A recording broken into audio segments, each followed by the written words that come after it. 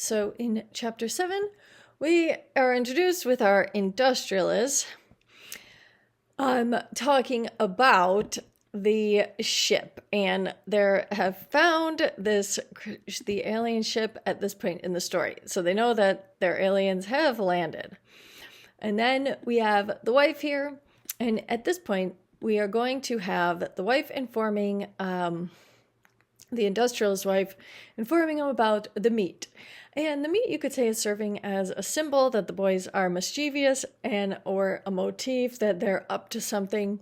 These are kind of like breadcrumbs leading them to find out that the boys have something that they are not supposed to have. Well, they do know that they have the animals, and we could say that this is developing our rising action tension because Red's mother is a little more concerned about the aliens than the dads are.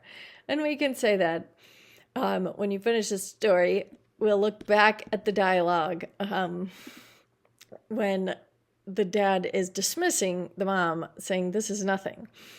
And we could also say that the meat, it foreshadows that the boys have something and that the dads are going to figure it out.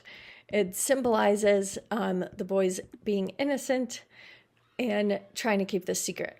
So then in chapter 8, we're switching points of view to Red, because now they're kind of being yelled at a bit because they have to answer for these aliens here.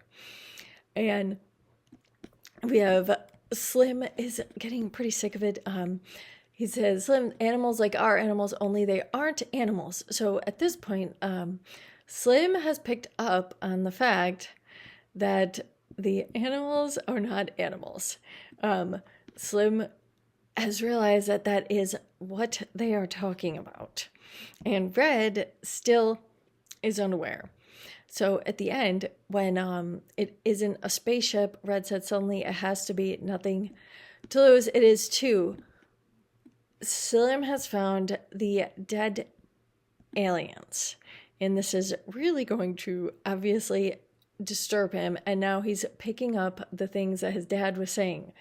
When he says telepathy, I thought he was making something up. So we have a rising action that the clues are starting to come together. And then here, it was different looking at them as people. So now Slim and Red have come across the merchant and the explorer. And now they know that they are not animals, but they are aliens. And then we also have our disintegrator. So this would be a misuse of this word. It's supposed to be a disintegrator gun. And we can definitely say that the weapon that the aliens have is a symbol of their superiority in this fashion, even though they are supposed to be superior, but they're the ones in the cage. So we would then want to ask ourselves, if it would be so easy for them to escape, why aren't they doing it? And I mean, obviously that could be because they're stranded there and they're going to need help. And we also know they want to make this trade.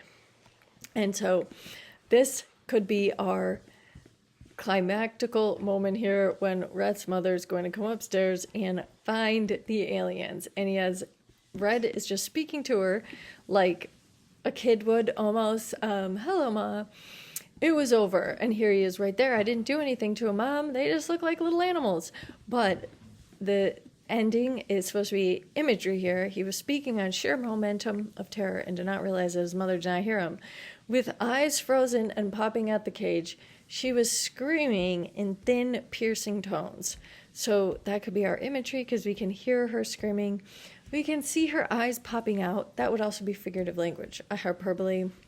Her eyes are obviously not frozen and popping at the cage. So we have a hyperbole to really show that the mother is absolutely shocked and terrified. And this could also serve as humor, that the boys didn't really see anything as gross or weird, and these are obviously very disturbing creatures.